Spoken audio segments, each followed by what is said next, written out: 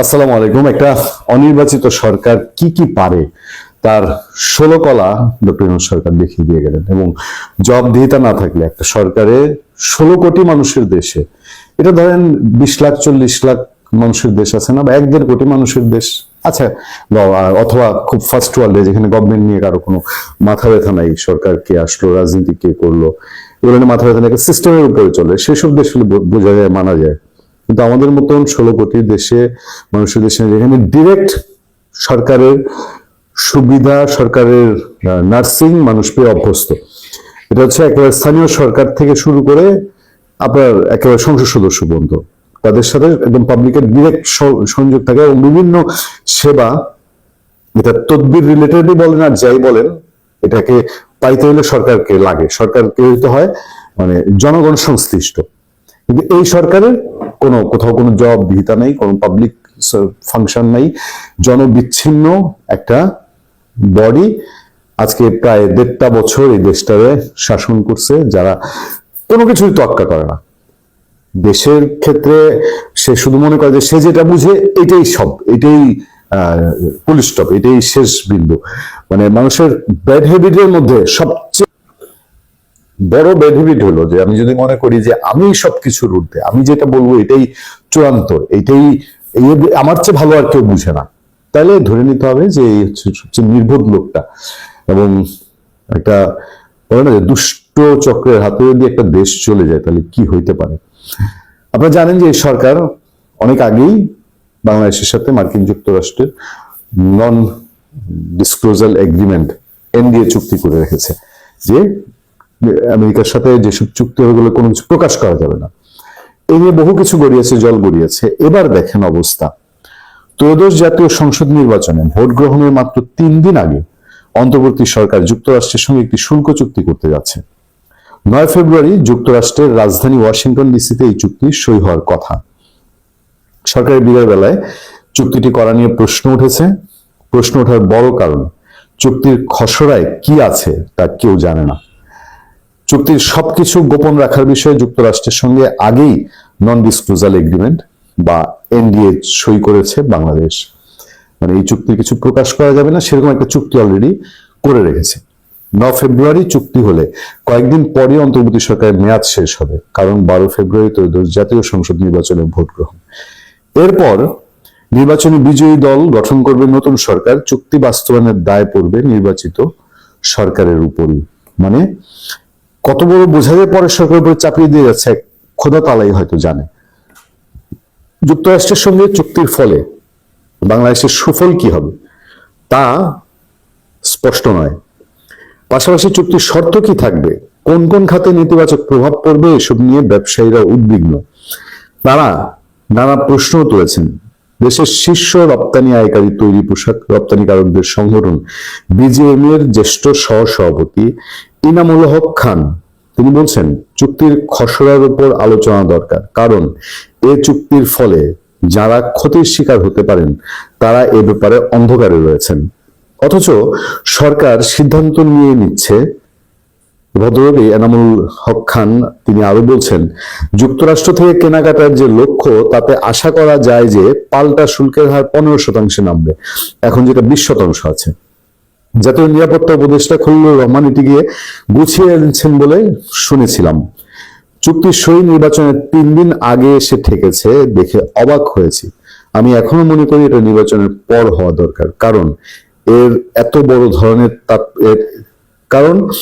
এর বড় ধরনের তাৎপর্য রয়েছে। এটা গেল বিজিএম এর পক্ষ থেকে বক্তব্য। এবং অন্য খাতের যারা আছেন তাদের ক্ষেত্রে রপ্তানিকারকদের পাশাপাশি অভ্যন্তরীণ বাজারমুখী ব্যবসায়ীরাও যুক্তরাষ্ট্রের সঙ্গে চুক্তির শর্ত নিয়ে উদ্বিগ্ন এবং তারা জানতে চান সেখানে কি কি থাকছে। ঢাকা চেম্বারের সভাপতি তাসকিন আহমেদ তিনি বলছেন, চুক্তির খসড়ায় কি আছে জানা নাই, ফলে মন্তব্য করা কঠিন। তবে নির্বাচনের ঠিক আগে অন্তর্বর্তী সরকার এ পথে না গেলেই পারত। জনগণের ভোটে নির্বাচিত সরকারের উপরই যুক্তরাষ্ট্রের সঙ্গে এই চুক্তি করার দায়িত্ব থাকা ভালো ছিল। আজকে যেটা আমি শুরু করেছিলাম যে একটা অনির্বাচিত সরকার বলে এই কাজটা করতে পারছে, তো নির্বাচিত সরকার যদি হইতো, ধরেন এই আওয়ামী লীগ সরকার তো এই নন ডিসক্লোজার এগ্রিমেন্ট দিয়ে কোনো চুক্তি না করেই কত অভিযোগের মধ্যে ছিল, দেশ বিক্রি করে দিয়েছে, দেশে গোলামি চুক্তি করেছে, ভারতের সঙ্গে গোলামি চুক্তি হয়েছে, কই কিছু তো পাওয়া গেল না। কয়টা চুক্তি এই যে বলছিল যে ভারতের সাথে সব নাকি দিয়ে দিয়েছে, এই সরকার এসে তো কোনো চুক্তি সেভাবে বাতিল করতে পারেনি। কিন্তু তারা ঠিকই আমেরিকার সাথে তলে তলে গোপন চুক্তি করে যাচ্ছে, এবং বাংলাদেশের রাজনৈতিক দলগুলো তারা কিছু না জেনে না বুঝে কিছু না জেনে না বুঝে বলছি কেন, চুক্তিটাই তো নন ডিসক্লোজারেবল, এটা প্রকাশ করা যাবে না, তারা সম্মতি দিয়ে দিচ্ছে যে হ্যাঁ ডক্টর ইউনূস যেসব চুক্তি টুক্তি করছে এগুলাতে তাদের এই যে বাণিজ্য চুক্তিটা হবে, এই বাণিজ্য চুক্তি যেরকম ডক্টর ইউনূসের সাথে বা ডক্টর ইউনূসের সরকারের সাথে হচ্ছে আমেরিকার, এই যে টিম করছে এই টিম এর মধ্যে তারেক রহমানের সাথে এবং জামাত আমির ডক্টর শফিকুর রহমানের সাথেও ভার্চুয়ালি বৈঠক সেরেছে, মানে তাদের কাছ থেকে হয়তো সিগন্যাল নিয়ে নিয়েছে যে এবার আমরা চুক্তি করছি। আমাদের নির্বাচন জাস্ট 3 দিন আগে এত গুরুত্বপূর্ণ একটা চুক্তি কেন করতে যাচ্ছে সরকার, এই প্রশ্ন তো যে কারো মনের উপরে উঠবে। দর্শক, আমরা কথায় কথায় নতুন বন্দোবস্ত বলছি, নতুন রাজনৈতিক বন্দোবস্ত আসবে, এসেছে। এখন নতুন রাজনৈতিক বন্দোবস্ত প্রতিষ্ঠিত করার সময় পুরনোকে আমরা তাড়িয়ে দিয়েছি, ফ্যাসিস্টকে তাড়িয়ে দিয়েছি, আগের যত কালিমা সেগুলো ধুয়ে মুছে একেবারে পরিষ্কার করে ফেলেছি। এখন একটা স্বর্ণালী যুগ, এখন সব কিছুতে নতুনত্ব আছে, নতুন করে আমরা শুরু করছি, নতুন রাজনৈতিক বন্দোবস্ত আমরা সমাজে প্রতিষ্ঠিত করতে পেরেছি। এরকম বহু আশার কথা আমাদেরকে শোনানো হচ্ছে, আমাদেরকে স্বপ্ন দেখানো হচ্ছে, আমাদের স্বপ্নের গালগল্প গেলানো হচ্ছে। ঠিক সেই সময় দেখছি রাজনীতিতে আদতে নতুন বন্দোবস্ত বলে আমরা কিছুই পাচ্ছি না। যা চলছে সব কিছুই পুরনো সেই বস্তা পচা বন্দোবস্ত, যে বন্দোবস্ত দেখতে দেখতে আমরা কাহিল হয়ে পড়েছি। এবারের নির্বাচন যেমন, নির্বাচনের প্রচারণাতেও যদি আপনি লক্ষ্য করেন তাহলেও সেই বস্তা পচা পুরনো বন্দোবস্তই আছে, নতুন বন্দোবস্তের ছিটে ফোটাও নেই। এমনকি নতুন বন্দোবস্তের স্বপ্ন যারা দেখিয়েছিল সেই নতুন রাজনৈতিক দল, তারা পর্যন্ত পুরনো বন্দোবস্ত এত মানে শক্তভাবে আঁকড়ে ধরেছে, মনে হচ্ছে তারাই ওই পুরনো বন্দোবস্তের ধারক এবং বাহক। আমরা প্রচারণায় একে অপরকে আক্রমণ করা, গীবত করা, নিজেদের কথার চাইতে অন্যের সমালোচনা বেশি করা, অন্যকে কিভাবে পরাস্ত করতে হবে সেই কৌশল, সেই যে পুরনো রীতি, রাজনৈতিক রীতি, সেই রীতি পুরাতন দল তো অবশ্যই নতুন এই রাজনৈতিক দলটা পর্যন্ত বেশি করে আঁকড়ে ধরেছে। প্রতিনিয়ত আমরা দেখছি সামাজিক যোগাযোগ মাধ্যমে, গণমাধ্যমে ছড়িয়ে পড়ছে নানা ভিডিও, নানা ছবি, নানা ফটোকার্ড। সেগুলো নিয়েই বাংলা ট্রিবিউন একটা মজার নিউজ করেছে। সেই নিউজটাকে নিয়ে আমরা আলোচনা করে বোঝার চেষ্টা করব যে এ পর্যন্ত পুরনো বন্দোবস্তের কি কি উদাহরণ দেখলাম, তার মধ্যে একটিও নতুন বন্দোবস্ত দেখতে পেলাম কিনা কিংবা খুঁজে পেলাম কিনা।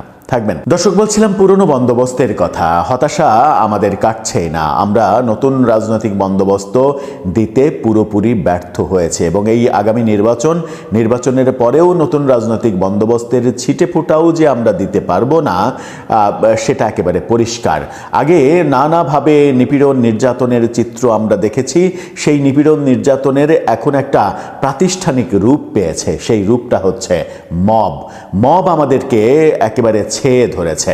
এরই মাঝে নির্বাচন শুরু হয়েছে, নির্বাচনকে কেন্দ্র করেও এই ব্যাপারটা থেমে থাকেনি। সারা দেশে সহিংসতা, সংঘর্ষ, ওই একই পুরনো রাজনৈতিক বন্দোবস্ত। আবার মঞ্চে বিভিন্ন দলের শীর্ষ নেতাদের যে সকল কথাবার্তা, সেই কথাবার্তাগুলো প্রমাণ করে যে আমরা কোনো কিছুই ভুলিনি, অযথাই অন্যকে দোষ দিয়ে আমরা একই রকম বন্দোবস্ত চালু রেখেছি। কি বলছে বাংলা ট্রিবিউন? তাদের শিরোনামে বলছে প্রচারণা কৌশলে সেই পুরনো বন্দোবস্ত। সেখানে তারা তুলে এনেছে 2024 আগস্টের পর থেকে সবচেয়ে বেশি উচ্চারিত শব্দ ছিল নতুন বন্দোবস্ত বা সংস্কার।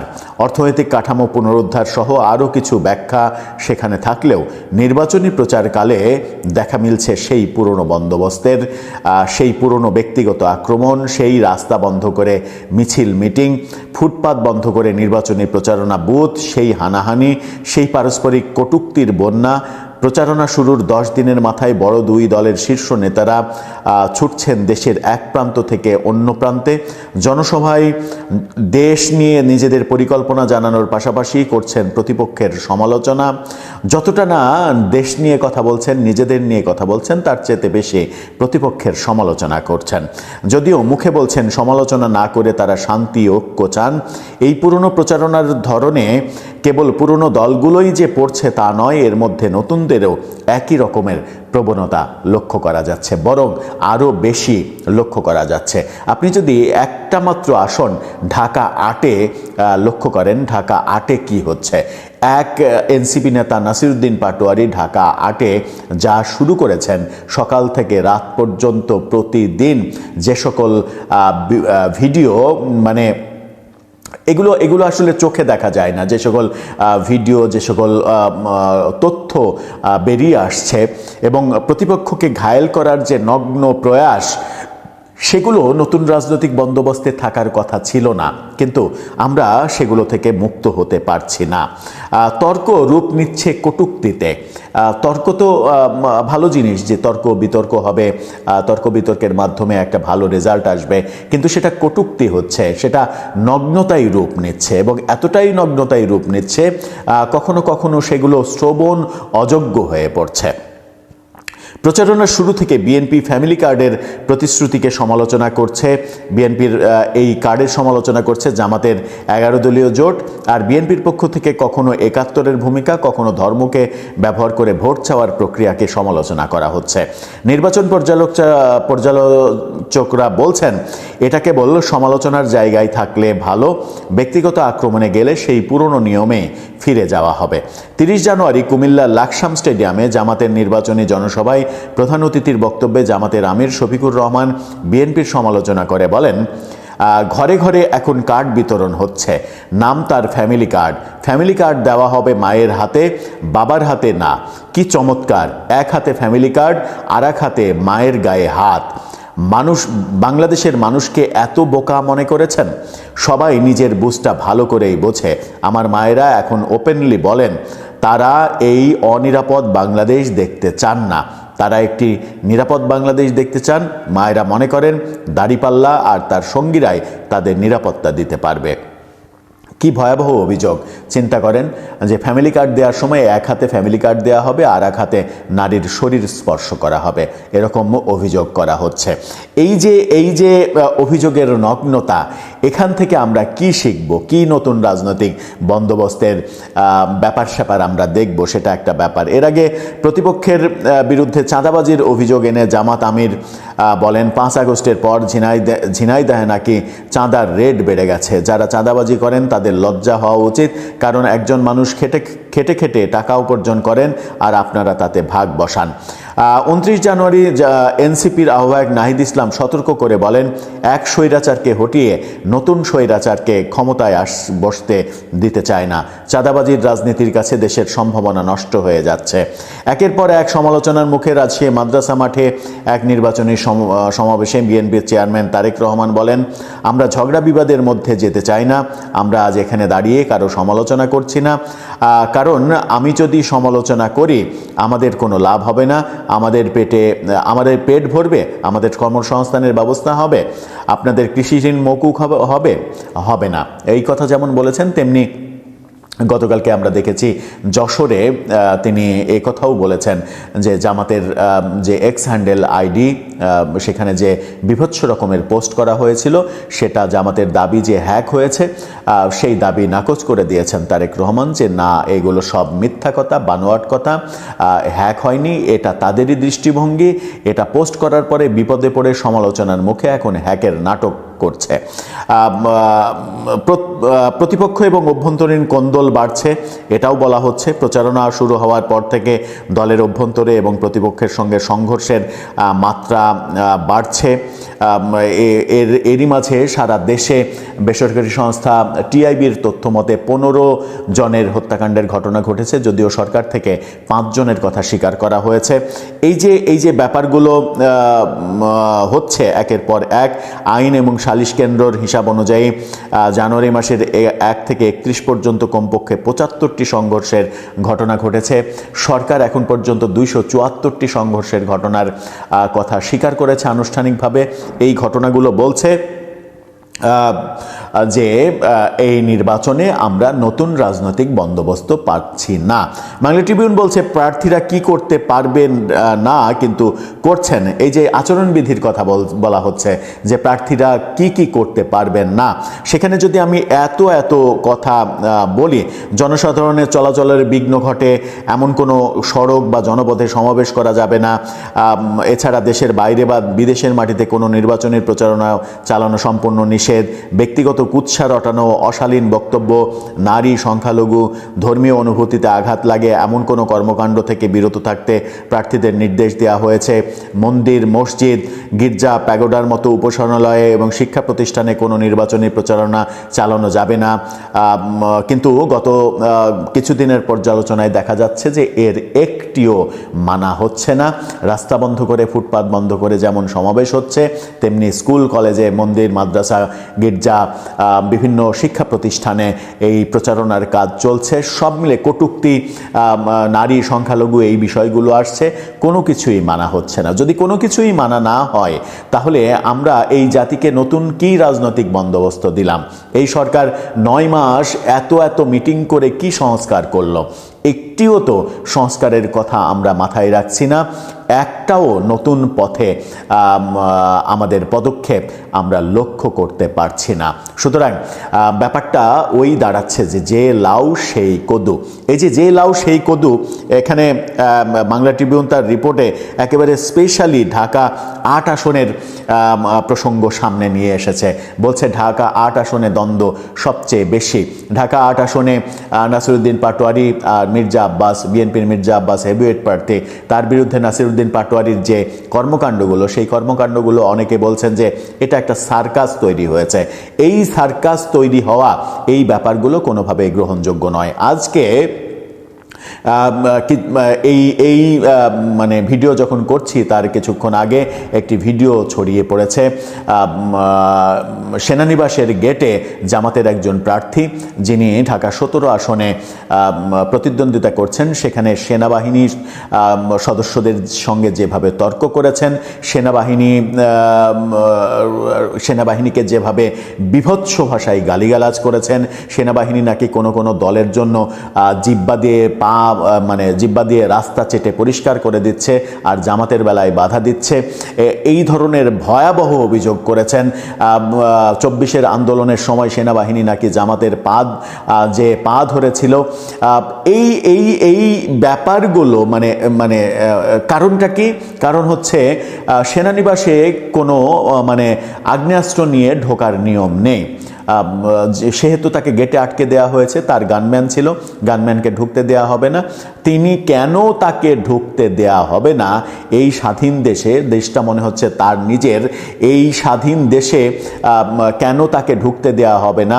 কেন সেনাবাহিনী একেবারে তারেক রহমানের প্রসঙ্গ টেনে নিয়ে বলছেন এভাবে বিভৎসভাবে যে একজনের জন্য জিব্বা দিয়ে রাস্তা পরিষ্কার করে দিচ্ছেন আর একজনকে বাধা দিচ্ছেন?